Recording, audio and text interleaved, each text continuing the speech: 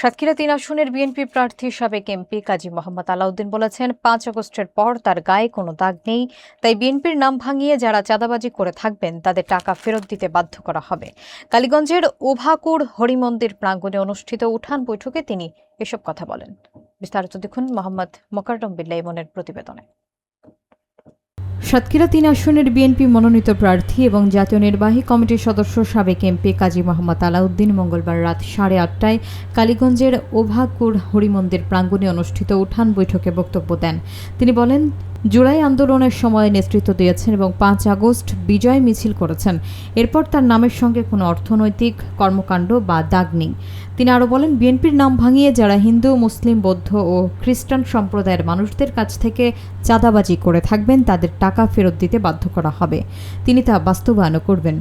সভায় কাজী আলাউদ্দিন তার বিগত উন্নয়নমূলক কর্মকাণ্ড তুলে ধরেন এবং আসন্ন নির্বাচনে ধানের শীষ প্রতীকের জয় নিশ্চিত করতে স্থানীয় নেতাকর্মী ও জনগণকে ঐক্যবদ্ধভাবে কাজ করার আহ্বান জানান।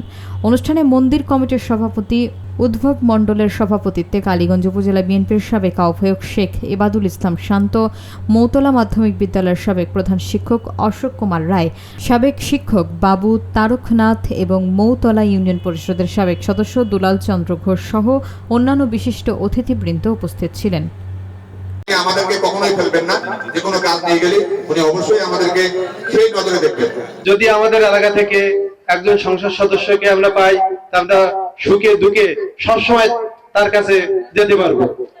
কাজী আলাউদ্দিন যেখানে উন্নয়ন সেখানে, এইরকম একটা প্রবাদ সবার মধ্যে প্রচলিত হয়ে আসছে আমাদের সাতক্ষীরা জেলায়।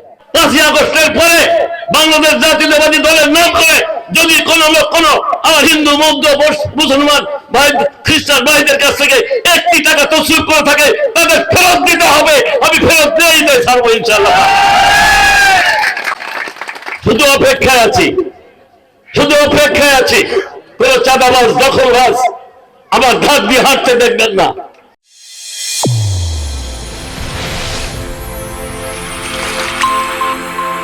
চ্যানেল A1 হৃদয়ের স্পন্দন।